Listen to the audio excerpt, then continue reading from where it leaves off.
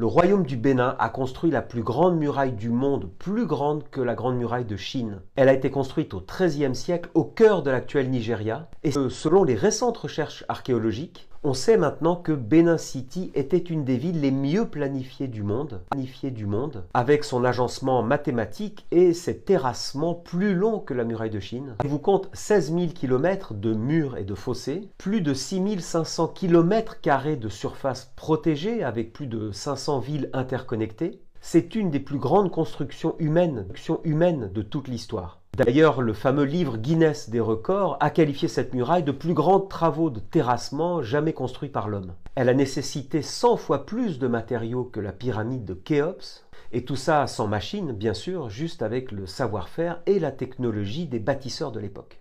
Le plan de la ville de Benin City et ses murailles étaient inspirés de schémas mathématiques fractales, c'est dire l'avancée scientifique de cet empire du Bénin. En 1691, le capitaine portugais Lourenço Pinco a décrit la ville de Benin City et voici ce qu'il écrit. Le Grand Bénin où réside le roi est plus grand que Lisbonne. Toutes les rues sont droites à perte de vue, les maisons sont grandes, notamment celle du roi, laquelle est richement décorée et dotée de fines colonnes.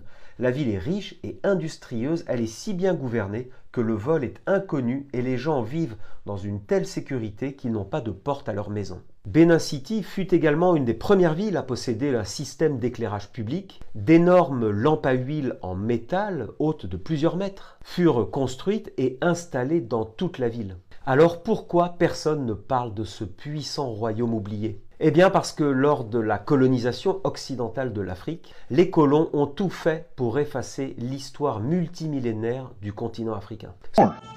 Just refuse to publish any facts of African history that don't go along with our racial theories. What we need to do is flood the world with new African histories that contain our European perspectives only.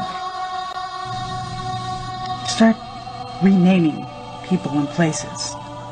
Replace African names with Arabic and European names. This will disguise their true black identity.